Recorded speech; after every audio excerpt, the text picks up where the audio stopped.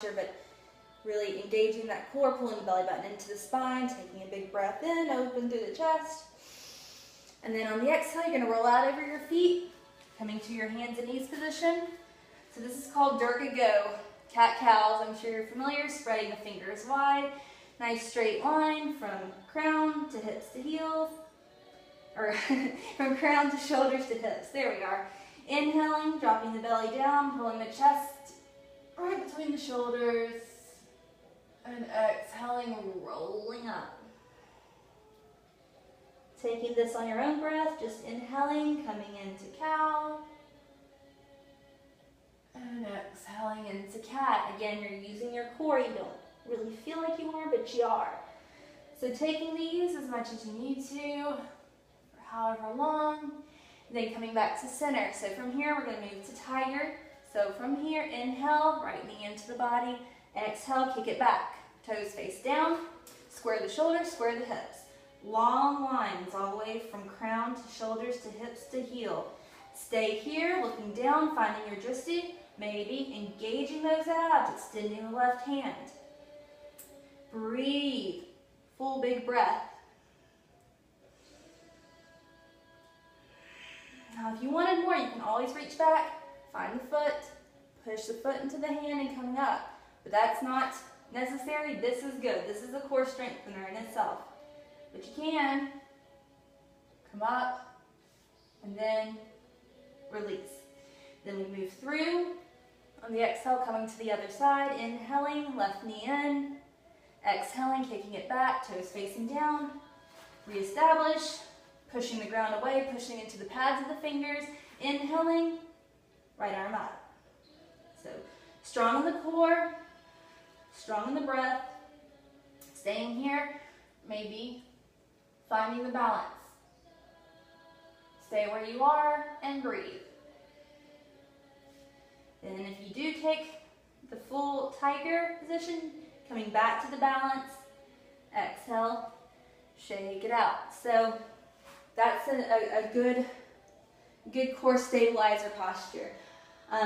Then some of the others, obviously not moving through the whole vinyasa, but you could do sun salutations from here too, or just to go over, we'll extend both feet back, coming into your plank. This is the most obvious of the core strengtheners. So you can always drop your knees. You're still getting something out of this, but maybe coming into the full plank, straight line from shoulders to hips to heels. You can drop right knee down, line up, right hand with right knee, rolling out, Vasanastrasana, side plank. Staying here, coming up. So full big breath, hips are lifted, pressing hand into the earth, into the pads of the fingers, take a big breath in. Exhale with control, back to our original plank. And so obviously you'll have to go back to the other side, Vasanastrasana, moving through on the left, same thing. Coming onto the knee, or up. Hold these for about 3 to 5 breaths. Then with control, lower back down. So from here, take a big breath in. Exhale, tuck the elbows in. Lower down, Chaturanga Dandasana, 6 inches off the mat. Inhaling, scooping through. Upward facing dog. Exhale, up and back, downward facing dog. Hold this for 3 full breaths. When you've held for 3 full breaths, another good core exercise would be to bring the toes together. Notice the way that changes the stretch. Inhale, one leg, downward facing dog. Square the shoulders. Just let the leg come to where it wants. It can be here, that's fine. It can be a little higher. Just wherever you are, engage your core. Exhale, release. Inhale, up. So shoulders are squared.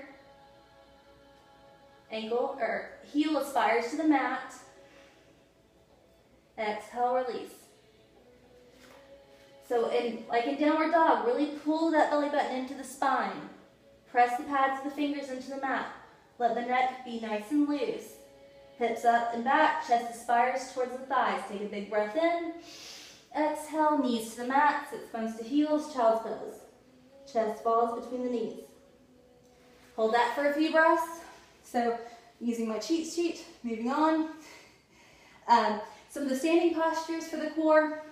Again, anytime that you are standing, you should really make an effort to engage the abs, even just in Tadasana. Rolling the shoulders down, activating the quads, pulling the belly button into the spine. Back and down, full big breath. We'll try Utkatasana, which is chair pose. So bending the knees, coming like you're coming into your little chair. You can sometimes, if you feel you can bring the fingertips to the mat, inhaling, coming up. Strong in the core, strong in the quads. So you can take twists in this posture. I can't talk today, I'm sorry. Coming into the twists, obviously on both sides, coming back up, exhaling, releasing into Uttanasana, forward fold. So that's a good core strengthener. Obviously, Ardha Chandrasana is another half moon pose. And again, anytime you take any standing postures, be it Warrior Two, bending that front leg, thigh spires to be parallel to the earth, pushing through the little toe side of the foot, bending, engage that core, belly button into spine, roll shoulders back and down. Then moving through to Ardha Chandrasana, you can bring your block, put it right where your hand's gonna go, bringing back leg up, engaging, hinging, and you can always do this against the wall. Bringing up, slowly, rotate, up, engage, breathe, release, and lower down. Then move through to the other side. So just, again, you can do it with your back against the wall. Just come here, up, release. Then you try to take that shoulder to the back pocket, rotate around. The leg is like pretty much directly off the hip. Then inhale, come up. Then move to the opposite side. So that's a good one as well. You always have to go both sides. But again, any of those standing postures really engage in the core.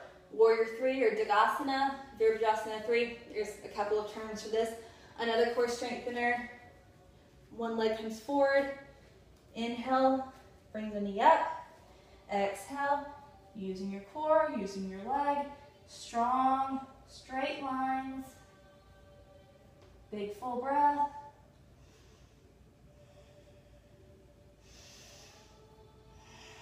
Inhale. Ooh. Pull it back in. Exhale, release. If you fall, I fall all the time, no big deal, try again. Same with Vrksasana, tree pose. I'm sure you know. Hinging forward, shifting your weight, pulling foot up. It's a core strengthener as well. Really engage those abs.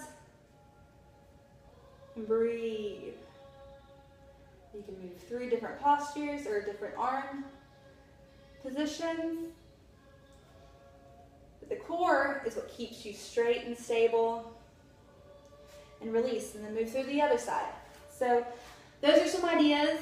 I was going to show you, again, coming to the mat for Kapotasana Pigeon. You can use this as a yin posture as well.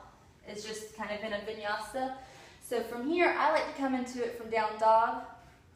So from here, you just up, come through, put your right knee behind right wrist, right ankle behind left wrist. Then kind of drop down in the pelvis, really opening through the hip. Now this might be too much for your hip if you have hip issues. So you might need to work on this over time. But to me, it's just a wonderful posture. So I'll show you on the other side, just rotating, opening through the chest, exhaling. You can walk your hands out or just kind of let the chest melt over the leg. And breathe. You can always take a bolster or a blanket. That doesn't really work well, but you know what I mean, to put under your hip if it's a little too uncomfortable. The idea is you should be able to hold this for, in yin they hold it up to 5 minutes. So you could get there as well. Let's see, and I think, well, I'll do 2 more.